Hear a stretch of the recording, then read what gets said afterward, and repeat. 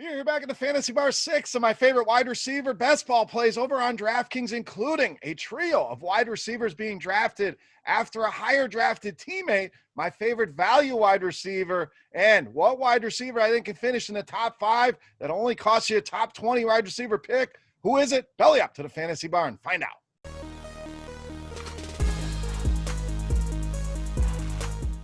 Welcome in, guys. Special DraftKings Best Ball Edition here, continuing our series position by position. This video, we will look at the wide receiver position, a very deep position in fantasy this season, a ton of options, but I've narrowed things down to 6 of the guys I've been drafting the most at all different price points here, including a beast that will surprise you, a guy I think that has top 5 upside, and you don't have to take him inside the top 20 at the position. So we'll get to that at the end of the video. Stay tuned for that. Before we get into the plays, guys, special offer for you just for hanging out here at the Fantasy Bar. Head over to RotoGrinders.com/beer for $10 off a Core 4 premium subscription. And what does that mean? We're not only giving you one sport, we're giving you 4 sports under one umbrella with the best premium content out there. You get NFL football right around the corner. You get MLB, NBA, as well as PGA Tour golf. And what a better place than RotoGrinders to get your premium information from. Our revolutionary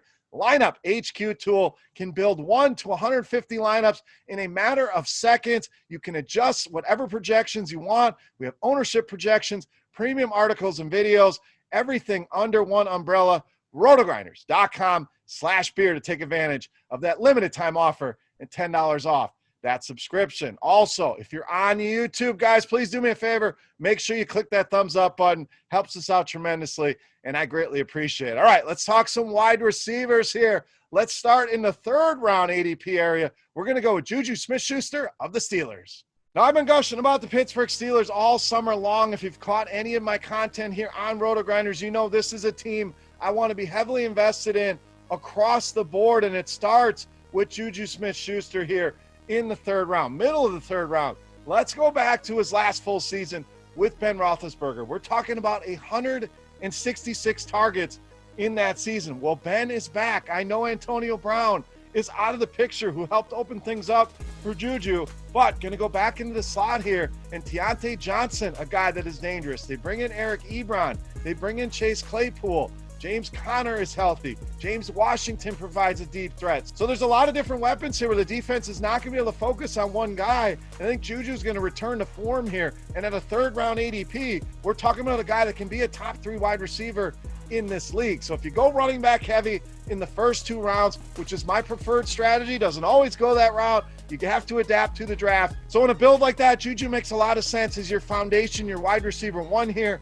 Love getting him as part of a Pittsburgh stack as well, but even if not, I think he's a phenomenal play, a phenomenal value, and a guy I've been drafting a ton, going to continue to draft. Love me some Juju here in 2020. All right, let's get you a value. In fact, the best value, in my opinion, at the wide receiver position, deep in the drafts, Preston Williams of the Dolphins.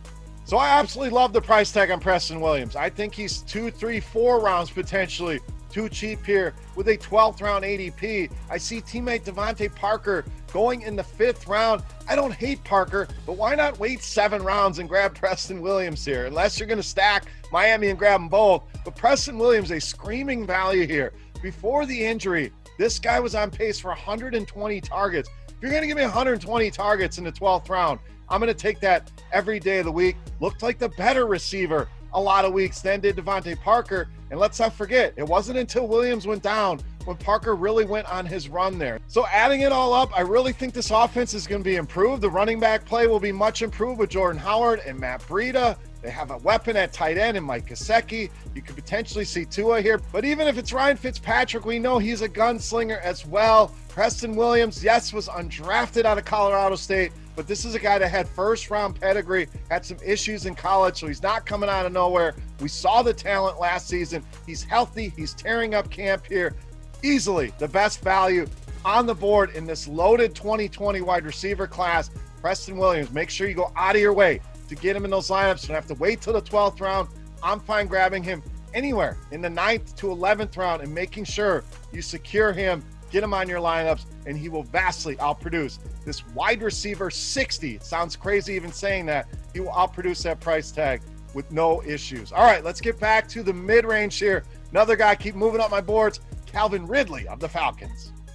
So 0 issues with Julio Jones. I love Julio as much as the next guy, but Julio's going to cost you a second-round pick. You can get Calvin Ridley here in the 4th round, or even better, do a little stack. Grab them both, get some Matt Ryan later in your draft. But we know this is a team that's going to throw the ball. Last season led the NFL in passing attempts with almost 700. You think about the weapons on this team. They brought in Hayden Hurst, who I do like. You have Todd Gurley out of the backfield, but you really don't have a wide receiver 3 per se. Russell Gage, a decent player. The point is the ball is going to go to Julio and it's going to go to Calvin Ridley. And after Mohamed Sanu was traded away, it was Calvin Ridley that led this team in fantasy points per game from that moment forward. So could see a changing of the guard here again. I love me some Julio, but Calvin Ridley a little bit cheaper. I think the breakout here is coming. Wide receiver 16 cost. I think he can give you a top 10 return there. Really loving the prospects here for this offense, specifically for Calvin Ridley. All right, let's get to the guy I really like. Plant my flag here.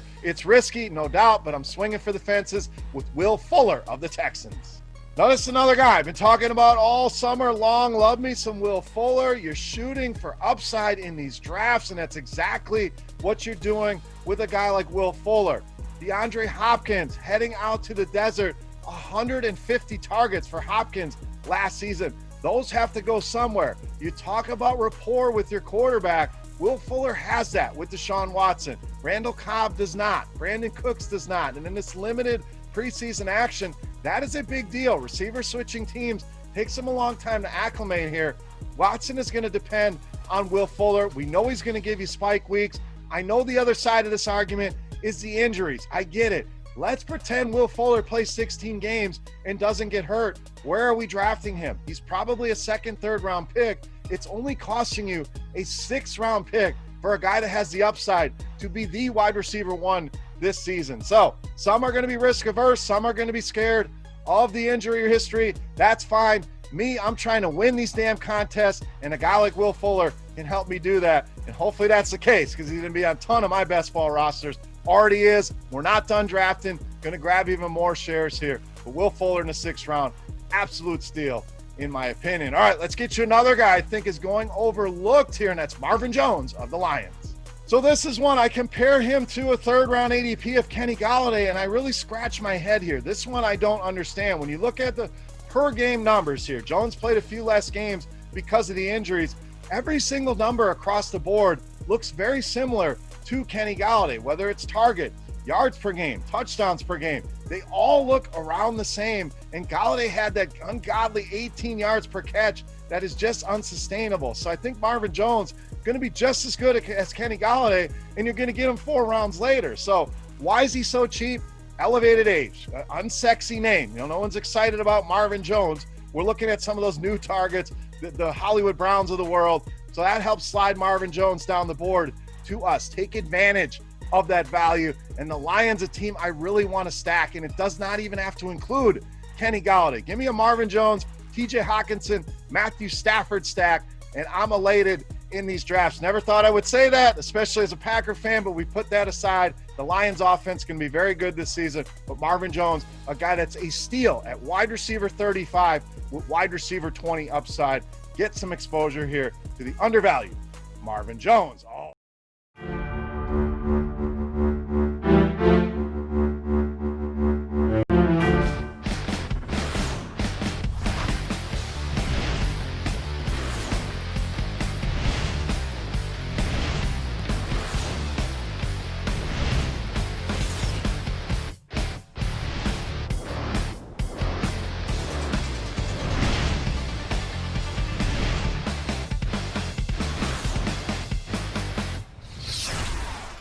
What is going on, RotoGrinders? Dean here. It's Dean78904 if you want to get all technical. I mean, it's 5:30 on the dot on the East Coast, 2:30 on the West Coast, 4:30 Tennessee time. Of course, that means it's time for the flagship show here at RotoGrinders. It's called Grinderslive. Joining me today, intimate show, 2-man booth, just 7 games going down. It's Chris Kirkdees. Kirkdees is your last name. Why do we always call you Kirkdees? Or no, Kirkwood's your last name. That's my screen name. Kirkwood's my last name. What's the origin story of that? Anything interesting? No, not at all. Not worth It was an online poker screen name that I just carried over to DFS. and it was just Kirk, and it was I was really aggressive poker player, so it was kind of like a diesel truck, like running people over. I never would have pieced that together. I had no idea. For the longest time, I just thought like Kirk Geese was your last name, and nobody calls. Does anybody call you Chris in the DFS world? Nope. Yeah. It's funny. I always ask Devin sometimes, like, "Oh, who's going to be on Crunch Time afterwards?" He's like, "Justin and Dave," and I'm like, "Who is that? Who are these people?" That's STL Cards and Cheese is Good. Dave Potts. Yeah. Dave, it's cheese only. Yeah, I know. Who calls him Dave? I'm sure in the musical circles he's in, they probably call him Dave as well. Have you ever gone down the Spotify wormhole, Dave Potts? No, I have not. Should I? Should I be? I feel like it'll be a little too folky for me. It's very folksy. It's very folksy, but like it's also like he's got some songs to baseball, like some homage songs to baseball on there. I like that. I like that. No, I would love to. Okay, so it's his music. I thought it was like his playlist. No, he's a singer songwriter. You know I'm down with listening to any of his singing music. That he performs himself. Don't think I want his recent Spotify playlist. But Jim Croce's probably on there. I'm not really sure what you're into, but and he probably wouldn't want. I'm sure he would not want mine either. What's on yours? Out of curiosity, we'll talk baseball in a second. Obviously, just a 7-game slate, plenty of time to knock it out. We got 48 minutes before you yield and hand it off to Crunch Time. Crunch Time today. Speaking of Dave Potts, Jesus good, he's on there with Kevin Roth, and both of them are equally important today because there is some weather lurking. I'm going to go ahead and drop this link in chat for you guys. Roth, chief meteorologist here at RotoGrinders, did update the weather, and 7 games doesn't mean there's not some lurking out there, especially in Philadelphia. It's currently yellow-orange. I will copy and paste, just kind of drop it in chat for you guys, or maybe Devin's all over. Who knows? Our fabulous multitasking producer. Maybe we'll both drop it in there just in case. Now it's telling me you have to sign in. I've not signed in just yet. So chat. Let's see if they can get in here on the fly. Otherwise, Devin will go ahead and do it for me. But yeah, some weather is lurking out there, especially in Philadelphia, which obviously it's 10.5 total. A lot of bats there popping on the page. We want to roster some sticks. Yellow-orange in Philly, yellow in Kansas City, yellow in Coors as well, too, which, yeah, that's on the slate, too, at a 12 total. So not a lot of games, but definitely some games jumping off the board, especially from a total perspective. And we got some big arms as well, too. We'll talk about all that in a second. Curtis, do you know that NFL is, 9 days away officially? Does it feel that way? Because to me, it feels like it's not. Like I got to see it to believe it. There's no preseason games, but it's a Thursday night special, I believe, which is, by my math, is that 10 days? Am I off? There's football coming up. You excited? There's football coming up, and I know this because they asked me on what work I wanted to do for RG. And what are you doing? Do we know? Just a little bit. We got our podcast back, but we no longer obviously have JSU. I think somebody else is filling in, Tyler. Tambo. Yeah, Tambo.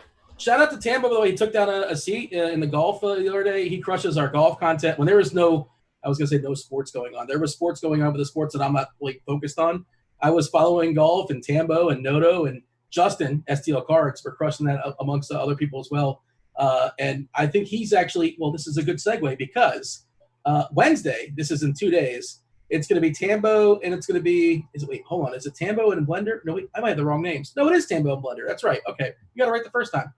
So Tambo and Blender is going to have an NFL lineup HQ Q&A. There's a lot of letters in there. I believe time yet to be determined. If it has been determined, Devin, please let us know in the chat. I'm sure you can fire some questions at the RG accounts, just asking them personally. I imagine they'll put out some promos out there, but just basically showing the people how to use the NFL lineup HQ tool here at RG, which is awesome. And I assume you like to do that stuff as far as stacks, or somebody makes 1 or 2 lineups or 5 lineups, and of course you get to put your rules in there for stacking. And if I want this receiver, I don't want that receiver. Is this something you use in your arsenal in making football lineups? Oh, definitely. All right. Excited about I can hear the excitement in your voice. I'm overwhelmed already. Basketball had me. So this whole bubble and starting off early and then games all day while baseball was going on just had me overwhelmed. So I feel good. I decided to stop playing NBA today, and I feel like good. I feel like free, and I can focus on MLB, which is where my time is best spent. And then now all of a sudden you're rushing me with football again. So I'm not rushing you. I'm letting you know what's happening. It's on layaway. It's going down. It's daily fantasy sports. We don't care about tomorrow. We don't care about yesterday. We care about today and today only. So you don't have to tell me about the NFL just yet. But in like 9 days or so, just be alert. I got best ball tickets. I don't know what to do with them. Gonna have to use them. I've not played best ball yet. I've not dabbled. But we've been doing best ball shows, by the way, if you guys are watching. Myself, Jamino, and Beer. I'm just hosting them and asking a bunch of questions. Those guys are super sharp. And we'll have NFL shows, of course, throughout the season. It's going to be myself, Grant, and Beer on Sundays. There's going to be more stuff, obviously throughout the week and Sunday as well, especially for premium members. But all right, the people came here for baseball. What's up, chat? Feel free to like and subscribe. We do appreciate that. If you opened up that weather link, you should just, as a reciprocation, hit the like button. That seems like a fair trade-off, right, Curtis? Definitely. All right. And if you didn't smash that like, well, no, caress that like button. Caress, yeah, the caress. Why would you want to break your keyboard? Yeah, there you go. There you go. Hit the like button. We much appreciate that. As far as the slate, we're going to talk about it under the assumption that everybody's clean and good to go, and there's no weather issues because, what are we going to do? We're going to sit here and give you guys weather reports. Wait for Roth. Roth comes on in an hour. Well, here's the deal with that. There's really one game that's the most worrisome, and that's the Philly game. And we were looking at bats there anyway, right? You mean you tell me you're not looking at rostering, let's see, you don't want Eric Fetty? He's not in your conversation as far as pitchers today? No, but Howard I would consider, but I've already thrown him out. Yeah, I mean, he's a prospect, but he's one of those guys that would probably be in AAA if there was AAA baseball, but there's no AAA baseball, so they just threw him in the majors, and he hasn't been particularly great. And Fetty, I want to say he's got a 5.9% K rate in the season. That's bad, right? Yeah, when your walk rate is higher than your K rate. Yeah. Probably don't want to use them in DFS. All right. As far as starting pitchers, just 7 games going down, but we have absolute studs taking the bump today. You can argue 4, maybe 5. You want to call Fried a stud. Fried, one of those guys that's a better real-life pitcher than he is DFS pitcher, but he can still get things done. And that Boston lineup is particularly weak today because it's without JD Martinez. No JD Martinez today. No Acuna in that Atlanta lineup, unfortunately. He was taken out for precautionary reasons last night. It was 10-0 like in the 3rd inning. I thought he would come back and play baseball. He's like 4-9 on DK. Unfortunately, he is not playing. Kind of bums me out. But, all right, we got the Biebs. We got Giolito. We have Cole. We have Glasnow. I suppose this depends where you're shopping. I went over to your site today on Yahoo, like just trying to figure out how to make a lineup over there, and I was having a really hard time. Are you playing Yahoo today or no? Yes, I am. Could you go double barrel, or is it not possible? Because I was trying to figure it out, and I'm like, I just couldn't. Double stud pitching? Yeah. Yeah, you can, but like, I think the chalky build will probably be Cole and Bieber together because you can always do it with value bats. But personally, I found myself either going down to Giolito or Glasnow. It opens it up a little bit more, but and there's a lot of cheapies on DK. We kind of make this work, and it depends where you're shopping. Bieber, most expensive guy on DK. Giolito, more expensive than Cole, which is pretty interesting. On FanDuel, Bieber is at least 1K more than everybody else. I would say 1K and a hook or something like that. I love Bieber. This matchup here against Kansas City, nothing to be concerned about. Bieber's K rate this season is still completely absurd. Just, you want to say small sample sizes or whatever, but what are we looking at? 42.9% K rate on the season in this Kansas City lineup as far as striking out collectively, 23.1%. Merrifield a contact hitter at the top, which is a little bit troublesome. Dozier 20%, but then Soler, lots of pop, but he'll strike out plenty as well. O'Hearn, a little less pop, he'll strike out too. Mondesi's having a really rough year, 31% as far as striking out. No power there either, obviously. He's got some wheels, but they say you can't steal first base. Yeah, so how are we prioritizing Bieber? Is he like the first one you want? Money's not a thing. I think he's your number one guy, but every dollar kind of sort of counts, especially on a Coors slate. And we'll talk about the bats soon enough. Where do you find yourself as far as Bieber? Because the step downs are really good, obviously. I'm all in on Bieber, but big picture overview of the slate for me. Pitching is what dominates the slate tonight. So yes, we have a Coors game, and and we might get lower ownership on Coors because there's just not many good cheap pitchers, right? It's just tough to squeeze these bets in. However, like I would typically want the Padres, but like Marquez is the one pitcher that I feel fine kind of avoiding, even in Coors. So then I look the other side. The Rockies are my preferred side, but I don't think they're a must. right? Like, so there's some other good offense spots. So I think pitching is the priority for sure. And Bieber is the priority number one. You already, laid it out there with his ridiculous, almost 43% K percentage on this season. The pitch count, he just goes forever. The Indians love to let their guys, just pitch as long as they. Then they trade them. And then they get rid of them. But they're good at developing their arms there. And Bieber is just an absolute stud. And the Royals are non-studly offense. So there's definitely a lot of Ks there in the lineup. There's definitely a lot of efficient innings there to be had. So he's clearly the number one. Then it gets interesting in the conversation, below him. But I'll have Bieber on both sides tonight. What's the most interesting trait? And obviously, this is DFS. We don't really care so much. Doesn't reflect so much lineups and all that. But Clevenger, we saw, was traded to San Diego. Everybody's going to San Diego. That team is loaded. We saw, I don't know if you caught this one before the show. Stripling is a Blue Jay. Ross Stripling's a Blue Jay. So I guess that's kind of sort of something interesting. They got Daniel Vogelbach. They got Jonathan VR. They added Robbie Ray in Toronto. Robbie Ray is the one that I was most interested in. I mean, what is the plate different in Buffalo? He just can't throw strikes. I don't know. All I know is he needs a change of scenery. Before I can fully write him off. If he can't find the plate at another organization, then I'll throw him out. But I think a change of scenery is good for that guy. Todd Frazier's a Met. Chirinos is a Met. The Reds got Archie Bradley. I'm trying to say anything that's sort of relevant to today. Pilar is a Rocky now. He's obviously not in the Boston lineup. I'm sure. Marte is a Marlin. The Marlins they took on salary, which I just like, what? And Arizona is always trading out of nowhere with Miami. We saw last year with Gallen. And Caleb Smith went to Arizona for what it's worth. But and Jeff Conine's kid, Toronto no longer has the monopoly on every single kid's kid. Jeff Conine's kid was on Toronto because Toronto was every former player's kid. Now he's a Marlin, so which makes sense because Mr. Marlin is Jeff Conine for the old people out there. All right, let's talk about the step downs. We love Bieber today. Giolito's next up on DK 10.4K against Minnesota, coming off that perfect game. No hitter.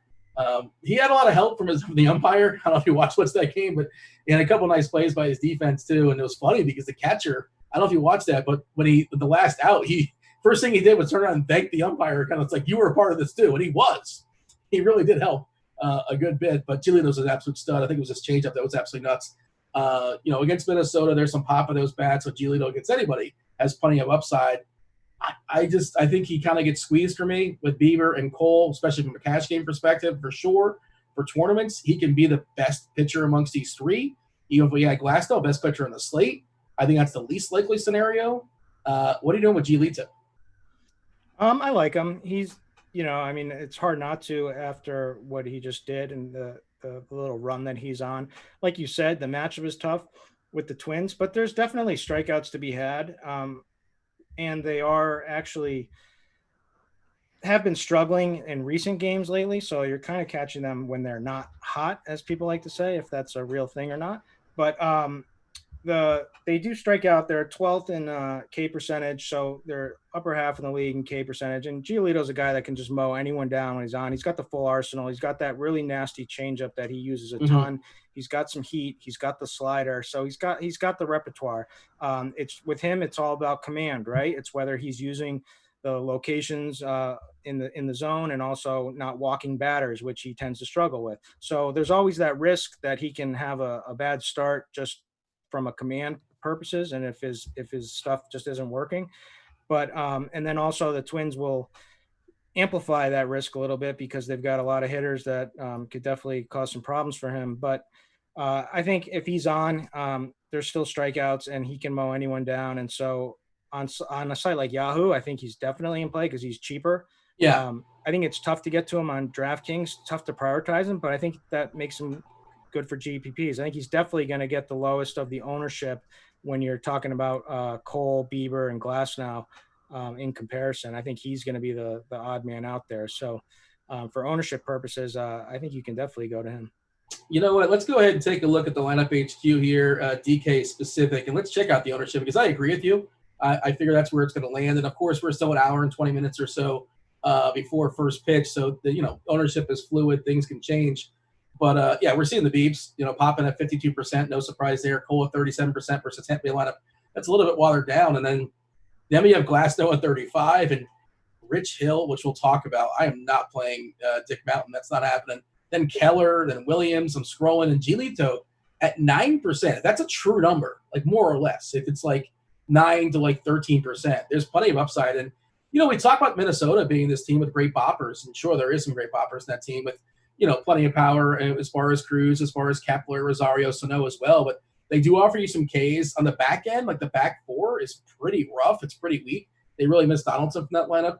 And there's some Ks. Sano, when he's not banging it out, 41% K rate this season. Like you said, Giolito, 10% walk rate, which is somewhat concerning. And Kepler will walk, 14% walk rate this year. Sano, 13% walk rate. Gonzalez at 10% as well, too. But like Cave and Jeffers are not good hitters. They're not good hitters. They have no power. They won't walk, and they will strike out. Like that's the trifecta. They check every single box as far as hitters you want to hit, as far as hitters you want to see. So, and then again, the ownership, going to play the ownership game. I have no problem with Giolito. He absolutely could be the top pitcher amongst those guys that we're talking about.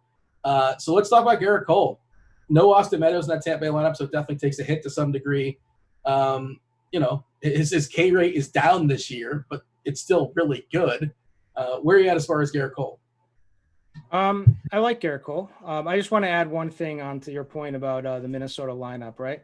There's really only 3 batters in that lineup that worry me whatsoever. It's Cruz, it's Kepler, it's Rosario, because Rosario has been much improved this season with plate discipline. Polanco is a guy who he hits in the top of the order on this team, and so there's like a lot of opportunities for him, but he has one of the lowest barrel percentages in the league. And so I'm not afraid of him by any means. And Sano is a guy who beats up on bad pitching. So it's like that whole bottom of the order, like you said, is terrible. So that's just making me like Giolito even more now that I'm talking about this with you. Garrett Cole. Okay. And what's not to like about Garrett Cole? I just want to add one more point. I was going to say, something I wanted to mention. Shout out to Giolito. He was one of the worst pitchers, possibly like statistically the worst pitcher in baseball 2 years ago, like for real. And now he's turned himself into, I don't know, a top 10 pitcher, whatever you want to say. He's an absolute stud. He was a guy we'd pick on every 5 days. But he was also a guy that he had extremely high pedigree. Yes. And just was underperforming for figured a while. It out. So yeah, figured it out. Yeah, and also I was looking at the BVP. I just kind of glanced at it, and I'm not like a BVP obsessed person, but I'm always kind of curious. But it's just how BVP can lie to you, and it can lie to you in many, many ways. But Giolito against Nelly Cruz, 6 hits and 14 at-bats, 3 homers. Kepler, 8 for 19 with 3 homers. But, like, that's when he wasn't good, right? Like, he's changed. These guys are ever evolving. And, but for the record, you mentioned Sano, 3 for 19 with 8 Ks. That's what you like to see, too. But I'm not obsessed with BVP. I just think it's kind of sort of sometimes things are interesting. But go ahead. Talk about Garrett Cole. Garrett Cole, it feels like we get a little bit of a discount, tonight with him, right? Like normally he would be at least the same price as the Biebs, but he's below Giolito and Bieber. So you get the discount. You get a high K matchup with the Rays. Like you said, the lineup is a tad watered down because they have a Rosarina leading off. He came over from the Cardinals in a trade from that for them, and now that they got rid of Jose Martinez, he's leading off. He's a guy with some speed and some pop. So he's kind of an interesting play tonight, although it's as tough a matchup as can be. But in this game, I actually like Glasnow better, but Cole is as good as it gets. He's already faced him twice, 10 Ks in each of the matchups. He's going to give up home runs. I don't think he's had a start yet where he hasn't given up a home run. There's certainly some homers in this lineup. The Rays they just get it done. It just seems like, Brandon Lau is ridiculous. G-Man Choi, they have a bunch of, hitters on the bench that they can put in at any time. So it's tough to get through without giving up a lot of any damage at all to the Rays. But I think the upside, he absolutely has the same upside as Bieber. Yeah, you mentioned as far as the Cole Glasnow matchup, I would say Cole's got a bigger leash. He can go a little bit longer. He can go hypothetically like 110 pitches or something like that. And Glasnow can get in the 90s, but Tampa kind of babies their pitcher. He's a young arm. Tampa's thinking about the playoffs. They're not thinking about today necessarily. They want to get the W as well. And he's another guy, with is the walks. How is he going to handle that? Well, what do you expect as far as his control today? And I was looking for, 8.1% is not the worst as far as his walk rate, 34.3% K rate the last 2 seasons, a big number. And speaking of watered down lineups, this Yankee lineup again, there's only a couple names you recognize. We lost somebody else last night. God, I'm forgetting the dude. Another outfielder they lost. There you go. Hicks. Yeah, Jordy Mercer is a Yankee. I didn't know that. When did that happen? I had no idea either. I think I played him once this year. I thought he was like a Tiger or something. I didn't know Jordy Mercer was. Yeah, I just forgot. I guess, and he was once upon a time the infamous lefty masher. He's not going to mash glass now. That's a couple of Ks on layaway. Sanchez has plenty of Ks waiting there for you too. Of course, he's got plenty of pop in that bat as well. And I know Voigt's been having an awesome season, but also strike out plenty too. LeMahieu just came back from injury, but this is not your friend of 3 months ago's Yankees. Who are half these guys? Yeah, big K rate. And like you said, as far as Yahoo, you get a discount as far as the price too. So I like him over there, kind of opens things up. Where he's the same price as the other guys, can't really do it. But as an SP2 on DK at 8.4K, no issues. And I know some people will talk about you can't play Cole and Glasnow in the same lineup because it hurts your ceiling as far as, both guys can't get a W. But the W is not that precious. You want as many Ws as you can get. But they can both cruise and give you 2-1 in the 7th or something like that. You can get 0 Ws and be fine. So I'm probably going to pair those two together depending on how tight the squeeze is for the cap. But I also want some Bieber too. And that's basically where I'm concentrating my pitchers. Shocker, I'm paying up for the studs. Max Fried's in the middle. Max Fried's a really good real-life pitcher, but, K's are king in DFS, and he's fine as far as a K pitcher, but he's not somebody that's just going to rack up a ton necessarily on the season or in the last 2 years, 24.8% as far as Ks, which is a good number. It's not a great number. 7% walk rate, which is fine as well too. Yeah, and then this Boston lineup, no JD Martinez. Who are these dudes? Yeah, they're my home team, unfortunately. That's who these dudes are. And I got burned yesterday by not playing Devers. And just because I can't touch the Red Sox being having them as my home team. I stack against them every single slate, and that's going to be a popular play tonight, and I'm going to be on them on the Braves tonight for sure. Yeah, I mean, they're just trading away people. Now JD Martinez is down. You just got to think morale is just getting to the point where they just really don't care whatsoever. Although they certainly showed up yesterday, but this seems like a game where they're just going to be horrendous, especially against a guy like Fried, who's really good with command, who's got really good stuff. Like you say, he's probably not going to mow down a ton of Red Sox, but he's not going to give up a lot of damage. At least he shouldn't. It's a tough ballpark, sure, but this is one guy that I have confidence to limit damage, and I'm fading the Red Sox from here on out. They did add Dahlbeck yesterday. He had his first home run and his first at bat. I'm not sure if you're watching the game. I was watching the game. Did you happen to catch this? It was worse than one of your inside the park home runs. It was a pop up to right field with the pesky pole, which is tiny anyway, because that's the spot. If you can hit it there, that's the spot. And then the wind just carried it. It was like Eaton. He couldn't believe it went so far over his head because it looked like just a total pop up to him. The cameraman lost it. The announcers lost it. Eaton lost it. And like you said, it just got caught in the wind. And it was a ridiculous, pesky pole homer. It was good for him. And he's one of their bigger prospects. I think he was number 3 or so in their organization, right outside the top 100, depending on where you look as far as the entire all baseball. And he's 2K, I want to say, on DK. So, sure, if you need a punt at first base, I'm not going to discourage it. But, yeah, I just felt it was worth pointing out, super cheap guy if you need to make things work. And, there's some pop in his bat. And that was kind of a fraudulent homer, but good for him. Thames got a cheapie too. I'll take it because I had a lot of Thames yesterday. And I don't know if you watched the game and you saw Thames. That one just kept going too. And JBJ was like, how did that one get out? Some weird wind going on in Boston yesterday. It was howling yesterday for sure.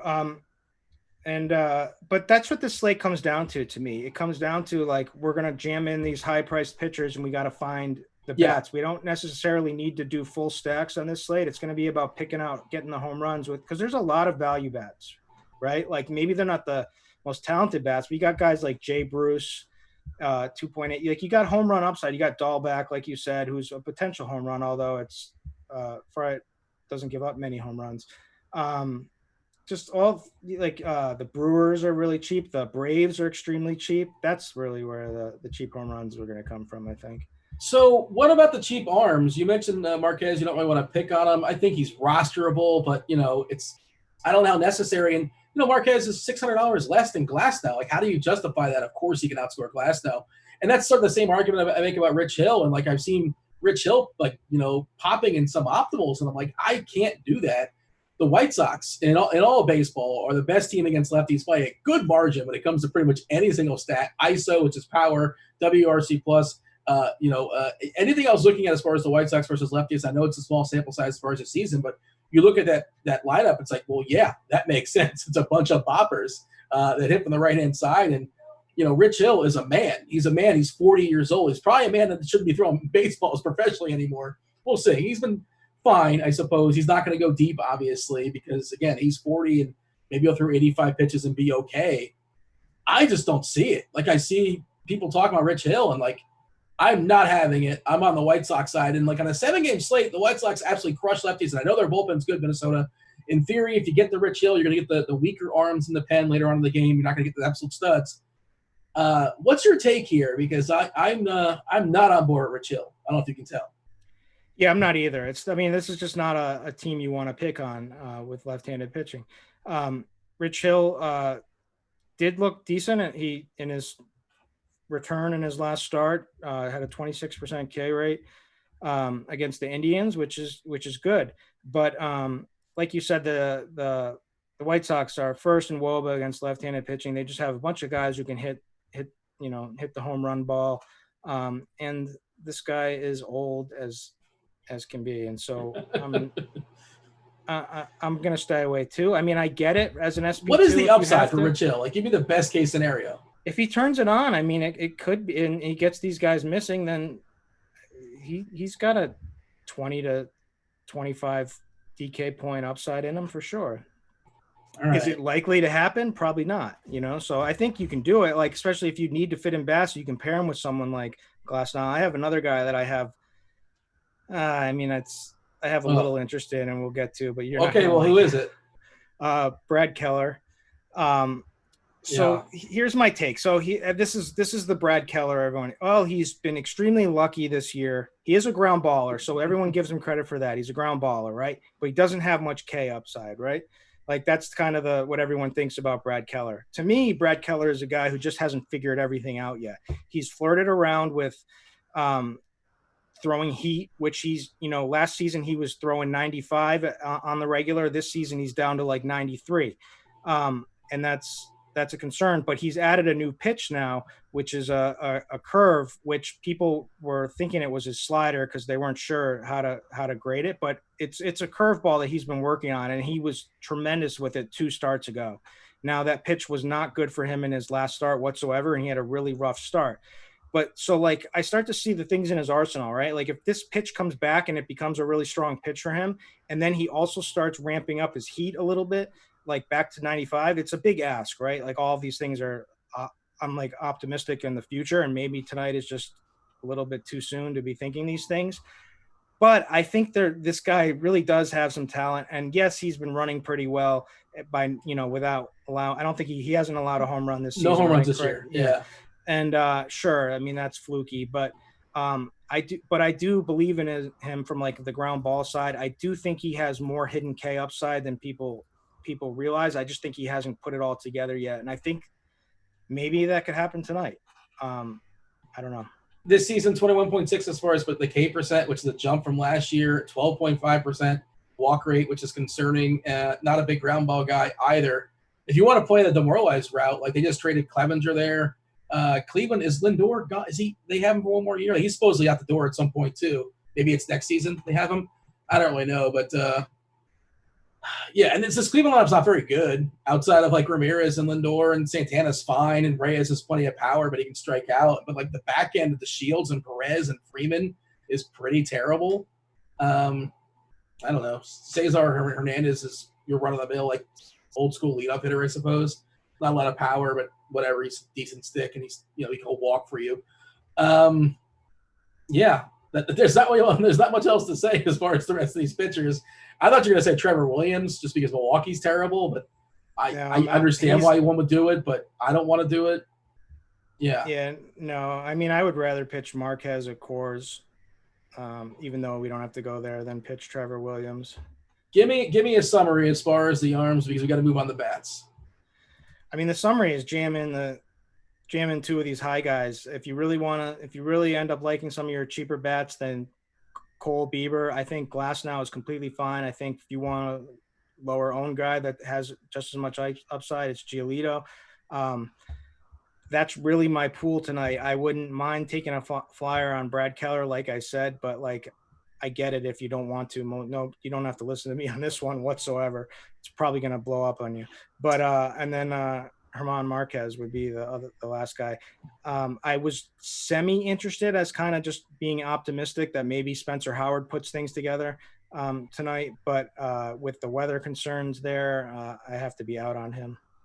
You got Michael Wade Taylor in that lineup, which is good to see. If you can get to him in the 9-hole, that guy. Yeah, that's a auto K. Yeah, he strikes. Yeah, I mean he's got great power. Like I'm sure he crushes BP, but like when he sees it real live pitching, he strikes out so much. Catcher.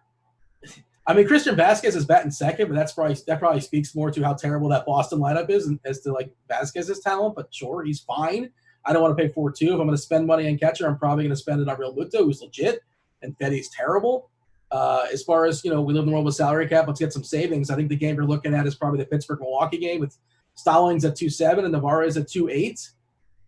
If I have in the middle, I suppose it's Flowers at 3.7 and Yan Gomes is 2.7 as well, too, against Howard. But, what's to say here as far as catcher? If you have the money, you want to get JT Realmuto. If you don't, it's Gomes, Stallings, Navarez, throw a dart. What say you? Yeah, it's Omar Navarez for the cheap guy for me. I want home run upside, a guy that doesn't get a lot of strikeouts against, Trevor Williams and then being in Milwaukee. So he'd be my punt. Yan Gomes is same, 100 cheaper just for the good game environment there. At 2,700, he could hit a bomb too. Stallings, I'm out on. I think Suter is a pretty good pitcher, or at least. Well, he'll see him once. He's the opener. Yeah, I mean he's going to pitch for a little, and then their bullpen is just pretty darn good. They have one of the lowest xFIPs in baseball. Sure, Hader carries a lot of that weight in there, but their bullpen is very good. It's not one you want to attack. So Stallings is not up to. I just don't see a lot of RBI opportunities, and I don't expect them to go deep. Notorious lefty master James McCann, 4,400, and Christian Vasquez are if you have extra money to spend, but I don't think we're going to have extra money to spend on this slate. So yeah, it's tricky because it's an interesting balance of it's a couple really good games that we're concentrating on, but also we want to spend up on some arms and, salary cap considerations. It makes it a little more difficult. Maybe guys in the mid tier sort of get lost because either spending all the way up or spending, on the cheapies to kind of make everything work. First base. Hey, the Rhys Hoskins truthers got paid off. The 4 home runs his last 6 games. If you look at all his StatCast stuff, he was smashing all year, just getting unlucky. His Ks are the lowest they've ever been. His walks are the highest they've ever been. His barrel rate is as high as it's ever been. And he's facing Eric Weddy, and the price is not fully adjusted to what's going on there. 4.4K. Love him. Or Murphy. The worst part about him doing well recently is having to witness the Cardi victory lap on Twitter. I didn't see that. Yeah. That's the thing that really gets you. So I think Hoskins is going to be chalky, and Murphy's really cheap on DK at 3.8. Oh yeah, you should mention we don't have the live just yet for San Diego, but Castro probably draws a start. San Diego, one of the guys they traded for. Probably bat 9th versus Marquez, but in Coors Field he's a decent bat. I would throw him into the catcher conversation. Kind of spendy, but all right. Murphy at 3.8, Hoskins, and otherwise, I think a guy like Abreu, and let's just check this out. Sure, why not? I'm going to throw it to you as far as first baseman, but I wonder where we're at as far as ownership because I imagine it's Hoskins and Murphy. It's the top 2 guys. Yeah, we're seeing Hoskins at 19%, Murphy at 12%. Freeman in there as well too, in Boston against Brewer in that bullpen for Boston. Where is Abreu? I bet you Abreu is going to be lost in the slate. He's projected for 3% ownership on a slate with only 7 games, and He's had multi-homer games. He had that 3-homer game earlier this year. Of course, that was win-aided to some degree. But we know his power. It's absolutely absurd. We know collectively how that team just absolutely wallops lefties. How is Abreu 3% owned in this slate? I understand salary cap reasons, but just get yourself a share of Abreu. Because we're prioritizing pitching. It's just and then you can play Encarnacion for 3,800 as opposed to 5,400. And theoretically, yes, he's a worse hitter than Abreu, but also someone who's got good long-term numbers versus left-handed pitching and has home run upside. I think the ownership, to me, I think it's like we've said all slate, is that pitching is the premium tonight, right? So I think Hoskins, just because that price is right at 4,400, he's going to get a lot of love, like you said. Freeman would be the spend up, especially in part of like Braves stacks, which are easy to do. So you can make that spend there and get him in. Daniel Murphy will be somewhat popular. I'm all set with him. I get it. You're getting. You think he's toast? He's just looks so horrendous this season. All of his batted ball profile. I read good things about him in like the off season, and I was kind of hopeful on it. And he started out pretty good, but he's just been such an auto out, and he's a guy that doesn't deal well with shifts very well. But Eric Thames, right? Like we want that game environment. He's FanDuel specific. He's really cheap. He's 3,500 on DraftKings. Yeah, that's good too. It's home run upside for 30. He's batting 5th. You get the Phillies bullpen, who are up there as the 4th worst bullpen, at least by XFIP on the slate tonight. And they were used. They had a rough night last night. Yeah, rough night last week, and it's got nice dew point. That's a common theme that I like to search for, in Philly tonight. So I think the ball will be flying out there if that game plays for weather. I'm pulling up the Weather Edge, Ross Weather Edge, and like we always talk about how like sometimes something pops, sometimes something doesn't pop. And for what it's worth, in that game, 109 previous games played at what the weather is currently in Philadelphia. Nothing to do with who's pitching or hitting, just the weather is the data. 190 games, additional homers of 2.8%, runs at 4.4%, and ERA increasing at plus 0.7%. So a slight increase. We'll give it a slight increase. And again, the weather might change there. 40-game sample for what it's worth there in Minnesota, 18.5% bump as far as homers, 15.4% bump as far as runs, 8.5% bump as far as ERA. I don't know if that's a big enough sample, but it's worth noting. A little chilly at 68 degrees. Looks like the wind is blowing out as well. And a 49 dew point. I don't know. Does that do it for you? Yeah, I'm usually looking for 50 or above, but I can make an exception. Can you walk outside and just like say, it's 51? The dew point, can you feel the dew point? Do you have that special skill? I notice it. Yeah, certainly. I get it. Once it gets to above 60, it's really tough to gauge. But 60 to 70 is really tough. That's like the range. Anything over 70, easily you can feel. What are we doing here at the Keystone position, second base? Second base. Oh, I just want to add one more. Smoke Monster at 3,400. Basically all, and then we also got Dahlbeck, right? Who's 2K if we want to fit him at third or first. Like we just want home runs tonight. Pick the home runs and pair it with the pitching. Easy game. You win. You break the slate. Second base. Now this is going to be a tough spot to pick the home runs. Man, I guess we got a punt in Jace Peterson for a 2K. If you need it. Milwaukee pinch hits a lot, by the way. Just throwing it out there. I don't know if he finishes the game, but he is 2K. That's a tough punt. But then you also got Peraza, another tough punt. Urias leading off for the Brewers. Did they change? I think he originally wasn't when they first. We got Urias leading off, and then Hira batting third. Hira I like, but he's just really pricey.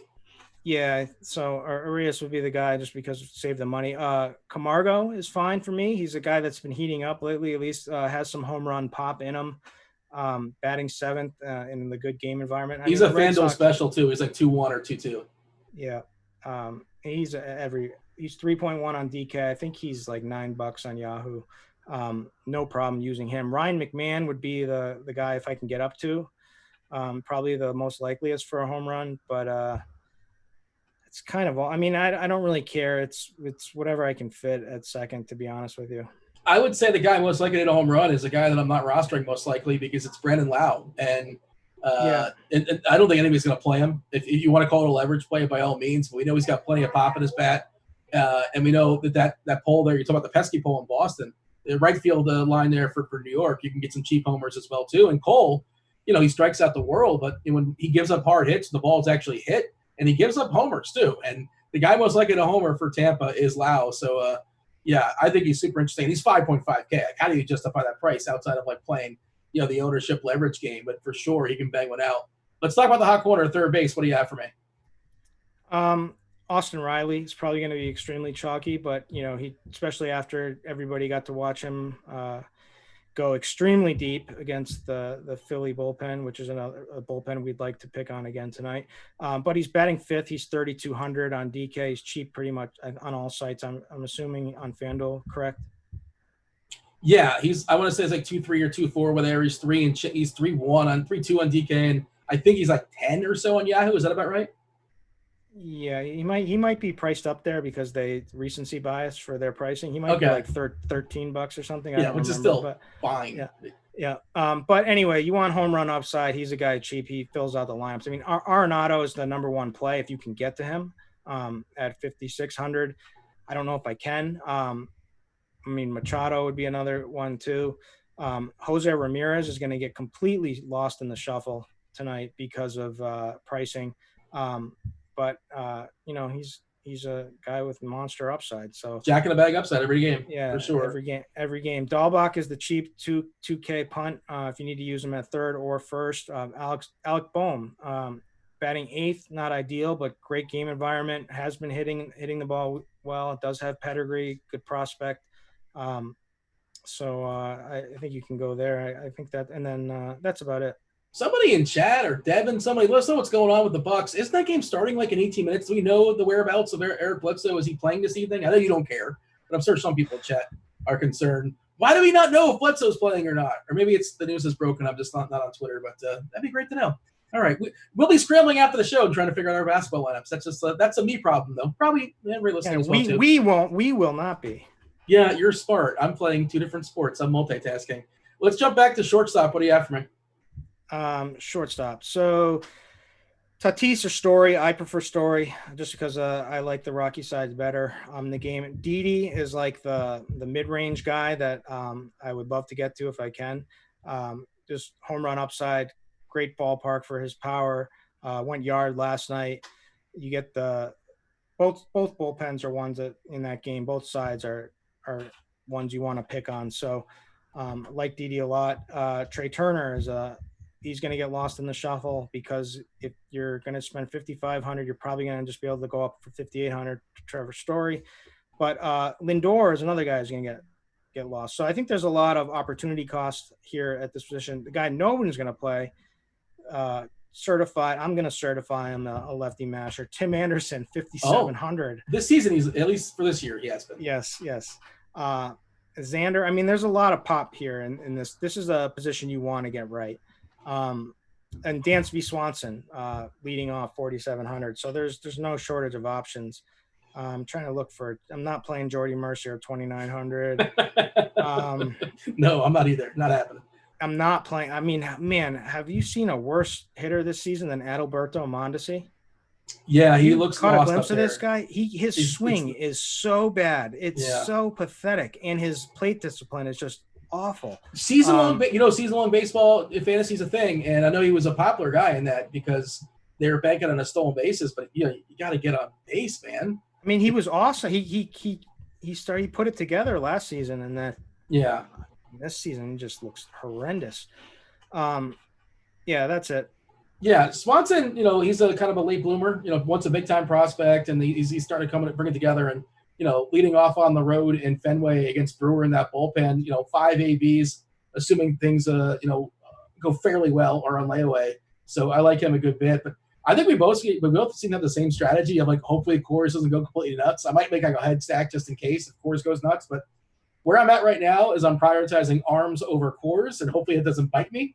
My hope is that it's like a 5-3 game in Coors or something like that. That's kind of what we'll get. They're talking about Derek Bledsoe in the chat, and that is not helpful to me. It just says Ari. They're inactive. We're gonna be some scramble. We're gonna scramble after the show according to one of the Twitter machines. Oh, great. Talking about the outfield. Outfield. Okay. Christian Yelich looks like a strong play tonight. Jay Bruce is the cheap guy, 2,800 with home run upside. Then Marcell Ozuna is extremely cheap, 4,100. Brewers had some. Yeah, he's probably a lock tonight. 4,100, going to be extremely popular though, I would imagine. But monster home run upside in Fenway tonight for sure, especially with the reverse splits of Colton Brewer. And the funny thing is the xFIP isn't so bad on the Red Sox bullpen, but they do not pass the eye test for me, and the talent or pedigree level is not there. So I expect them to start doing terribly again shortly. Adam Duvall is cheap at 3,300, same game, home run upside. Trent Grisham is probably the one bat, at least for against Marquez, that I would have the most interested in, because Marquez does struggle a little bit more with the lefties. I don't know who else I'm looking at here. I mean, it's really just find cheap plays to go on. And Charlie Blackmon is probably like my favorite bat on the slate, at least but for cores or just in general? Just in general, but not considering price. Just like favorite raw score play for me. But I'm just going to throw out Eloy Jimenez and Luis Robert, because again, I like that Chicago side. I think they're going to go mostly neglected. Again, short slate, and they absolutely wallop lefties, and there's a ton of power as far as those bats. We got a couple minutes or so before he steps out and make way for Crunch Time. Crunch Time next will be for premium members only. Kevin Roth, chief mineralogist, we're going to tell you what's going on in Philadelphia and everywhere else around baseball. Anything we need to be aware of as far as weather. Dave Potts, two-time $1 million winner in baseball. GOAT. Amazing article. You should read it every single day. The musings. He puts it out Monday through Friday, I believe. We let him relax on the weekends. He'll be answering all your baseball-related questions all the way up to lock. And if that's true, as far as Bledsoe being out, it's George Hill season and Dante DiVincenzo, maybe, kind of, sort of. It's going to be fun. We'll be scrambling after the show. I see some guys in the chat talking about the Bucks, and those will be on a slate that's really tight as far as the cap. George Hill and Dante DiVincenzo might be your friends. Give me some of your favorite stacks tonight. Stacks, for me, it's going to be easy to fit the Braves in. They're going to be the one that I'm going to look to. I think the Brewers are a good stack tonight, although they haven't been producing. They've also been extremely unlucky, but they're also price is right with like Ben Gamel batting fifth for 2,300. That's another outfield play. You can pair him with Yelich and some of the other guys, whoever you want in there. I think Smoke's a good play too. So it's pretty easy to make that happen. And the Nats and the Phillies are the obvious. I mean, that game, you could just that could be one of the game stack. I mean, if you can make a lineup that just has all sides of that game, I expect it might do pretty well. I see a question in chat. They're looking at the lineup HQ and they say, what do those dots mean? The dots mean that like somebody, either Cheese, Stevie, Mr. Tuttle, or Blender have noted them as a value play, a conviction stack, a DPP play, or a core play. So there you go. So yeah, they're plays that are jumping off the page for one reason or another, for cash or for tournaments, or they're a value play as well. Let's make way. Let's get out of here. Before we do that, give me one or two guys. Who do I have to have? Who's going yard? Who's banging one out? I just want to say quickly, Cheese's article is the best in the industry, and I'm at the point now where I almost don't play baseball if Cheese didn't write an article for that day. You take the weekends off? Yeah, like I'm considering implementing that. But home run, I mean, I'm going to steal your Ozuna home run call. I'm going to say Camargo hits a home run at second base tonight. I'm going to say Ben Gamel hits a home run for cheap. Yeah, so those are my home run calls for you. I'm good with McCutcheon. Captain Jenks, they're talking about him in chat. I'm not going to tell you which one, but one of these two, either Duvall or Riley homers. I don't know which one. I can't tell you that yet. We'll tell you in a couple hours. He's Kirk Dees. I'm Dean. That was baseball. Go Heat. We're out of here. Holler.